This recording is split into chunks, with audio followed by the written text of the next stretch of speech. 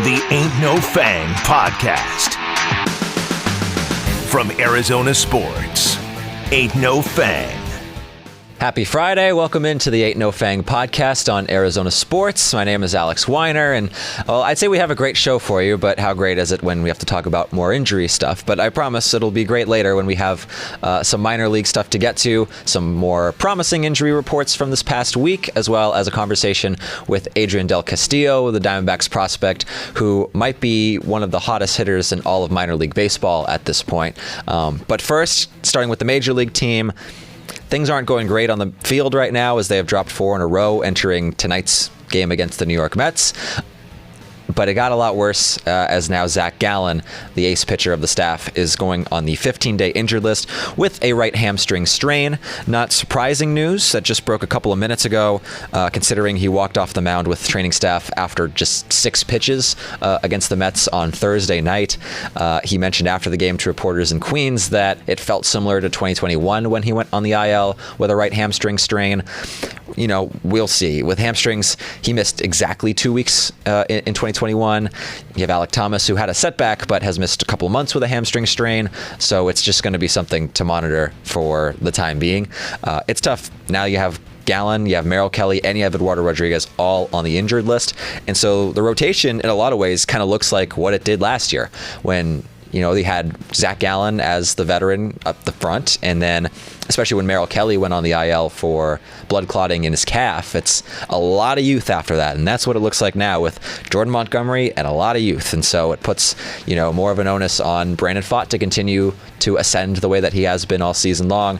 Ryan Nelson and Blake Walston are also in the rotation, and with Gallen going on the injured list, Slade Cecconi is back in the major leagues, and so it looks like he's going to be the guy to fill in that spot. So you know, it's been a little bit up and down for some of those younger guys, but the Diamondbacks are going to need them. And especially now with Gallen out, the Diamondbacks are also going to need to put up some more runs than they have been, because during this 4-game skid that they're currently on, it's been a little bit bleak offensively. They have 6 total runs during this stretch. They have 9 runs in the last 6 games. That's obviously a major league low. So, you know, with all of the pitching injuries that they've had so far, in the pitching, even with the injuries, is kind of held up to a certain degree, but it just puts more and more pressure on this offense to get right sooner rather than later. If the Diamondbacks are going to turn this thing around, climb back up closer to 500, and maybe jump a few teams here. They're falling behind more and more teams. It's still the first half of the season. It's not, you know, time to look at the wild card standings yet necessarily, but there's a lot of teams ahead of them. And so this is going to be a crucial part for them to, you know, wake up the offense at some point and start turning things around, given all the adversity that they've had to face so far this year. So that's a crushing blow. You know, we'll see. They're going to get healthier offensively, it seems like, pretty soon, with Geraldo Perdomo coming back into the fold as soon as next week. He's going to be in a rehab assignment next week. Potentially by the end of the week, he could be back with the major league team. That's a huge bonus. And then Alec Thomas coming back, it sounds like 8 to 12 days after him. So as far as getting, you know, good clubhouse presences, good offensive players who are going to really also help solidify the defense, that's going to be huge. So, yeah, it's not a great day for the Diamondbacks to have to put their ace on the injured list, but that's just kind of how this season has gone for them so far, and that's just something they're going to have to work themselves around. So, looking at sort of the guys behind in the minor leagues, because we have some more positive injury news in that front. A lot of their top prospects, because not only was the major league club battling injuries all year, but the farm system has as well. And we're getting there, because Jordan Lawler is on a rehab assignment with the Complex League right now. He's the Diamondbacks' top prospect, came up last season, has missed the first couple of months of the year with a rupture in his right thumb. It sounds like by the middle of June, he will be back with AAA Reno playing in games, which is a great sign for not only his development, but for the Diamondbacks' depth there. Yumin Lin, their top pitching prospect, got hit with a foul ball in the dugout and needed a procedure on his jaw. So he has been out for a little while. On April 27th, he went on the injured list. He has been throwing up to 45 pitches in live bullpen sessions, and it seems like the idea is by the middle of June, he will be back in Amarillo pitching in minor league games. So 2 pretty good updates, and those are from Diamondbacks farm director Sean Larkin, Tommy Troy. Diamondbacks first-round pick last year.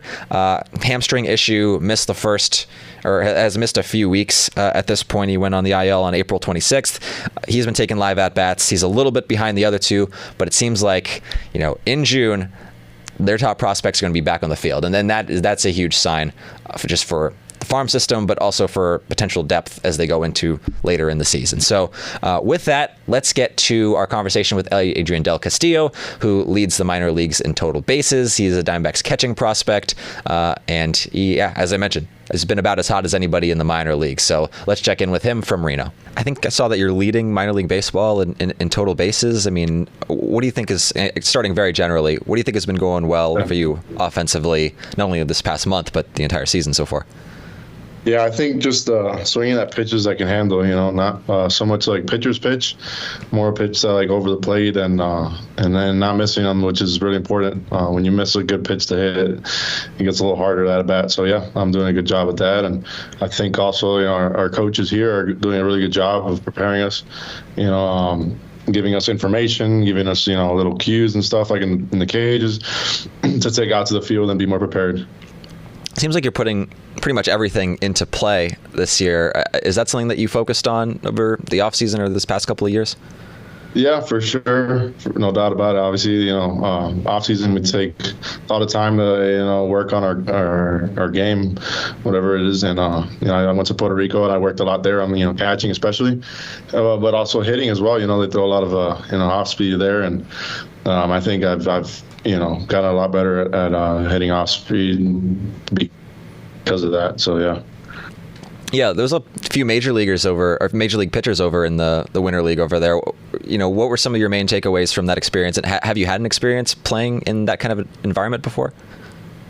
No, not really. And I definitely took a lot out of it because in those parks, it's not easy to hit a homer. And you got to square it up, and it's really hard to do that when they're throwing, a lot of off speed and the balls aren't as good as, obviously in pro ball. So you got to hit more of, line drives, kind of like lower, to get like singles, maybe, a couple doubles if it goes by the outfielder. But yeah, definitely approach wise, I've been trying to, stay line drive up the middle. And that's what I took from Puerto Rico and I'm bringing it to here. So, yeah.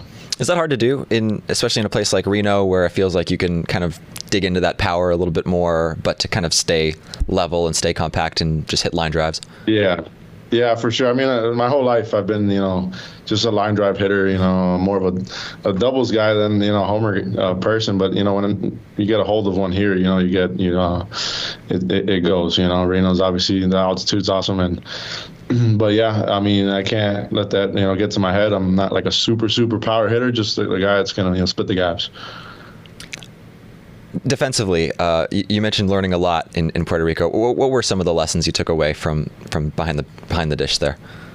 Well, definitely, like I said, the ball doesn't fly there. So the other team and our team as well, we don't score a lot there. So I got to catch a lot of close games.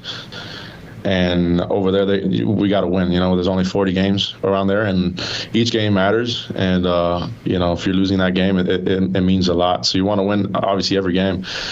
And, Puerto Rico actually taught me that a lot, and, the coaches and all that stuff, the preparation we did before the game, study, here's whatever it is, we're running on scoring position. What do we want to throw? All that stuff. Yeah. So definitely dug into that a lot, and I'm using it obviously here as well. And but yeah, definitely winning the game over there is important, and obviously here as well, and in the big leagues as well. So that's really crucial. I was talking to Sean Larkin the other day, and he mentioned your receiving has gotten a lot better. How do you work on that? Is that just a reps and experience thing, or is that something you can kind of do behind the scenes? Probably both. The more games you catch, the better you get. The more comfortable you get back there, and obviously the guys that, you see the same guys every day that in the staff. But yeah, definitely we worked on it a lot this instructs this year, and then in spring training with Robbie, our catching coordinator, and yeah, definitely we did some crazy stuff, with like foam balls and different types of gloves and whatever it is. But it definitely helped, to go out there and perform my best in receiving, of course. And what's it like working with alongside a catcher in Jose Herrera who has MLB experience, and with a manager who caught in the major leagues and Blake Lawley. What's it like kind of bouncing off of them? That's huge, yeah. And those guys aren't scared to tell me, what I did good or what I did bad, honestly, too. And Herrera's actually been, really good. He's been, taking me through situations that happened during the game, and he'll explain, like, you should do this or you shouldn't do this, whatever it may be, and it helps. That's something that I keep in my mind, no doubt, and it helps. And obviously Blake too, obviously being our manager, I kind of like feed in his head a little bit too on like how he manages the game, because being a catcher, you kind of have to be in the same mindset as your manager in a way. And I know he's the one running it, but you have to help him on the field run it too, as far as like calling time or certain pitches to throw at certain counts. Like if we don't want to walk a guy, that's we got to attack him and all that stuff. But yeah, it's kind of catching complex. There's a lot that goes into it. But yeah, those guys make it easier for me. Have you always been a catcher? Yeah, I have been. Yeah. I think I read somewhere that Jorge Posada was somebody that you looked up to. Was he your favorite player? For sure.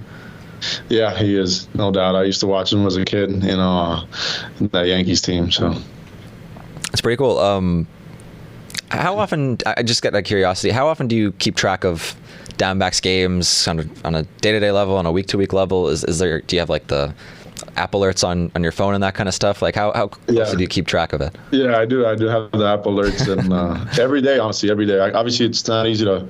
Well, most of the time, we can't watch the games, that we're playing, but every night I'll go and watch the YouTube highlights and see kind of like the recap and like what's happening and stuff. So, but I definitely watch them for sure. There's been some crossover between the pitchers that you've caught down there, with a bunch of the injuries going back and forth between Arizona and Reno, and Slade like just a few minutes ago just got recalled to Arizona. So what have you seen from Slade catching him down there this season that maybe an improvement from seasons past?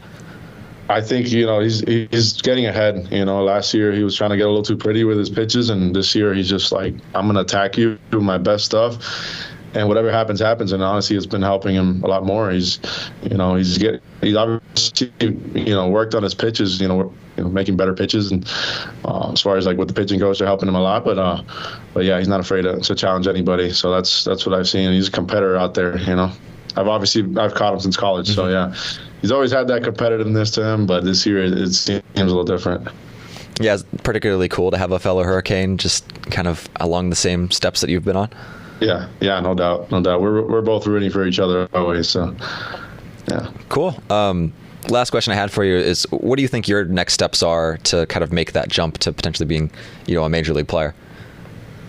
I think it goes back there to catching for sure. I think all the little things that Herrera and Blake have been teaching me are things that are going to be useful up there. And honestly, I'm going to have to go through that myself too. So everybody's has their own experiences, and pretty much like as far as mental game, I feel like I'm physically back there pretty well, doing a lot better, and mental game is the tough part. Yeah. Sweet. Well, congratulations on the success so far this season. Thanks so much for taking a few minutes to join me. Yeah, for sure. Awesome. Appreciate it. Thanks for having me. Cool.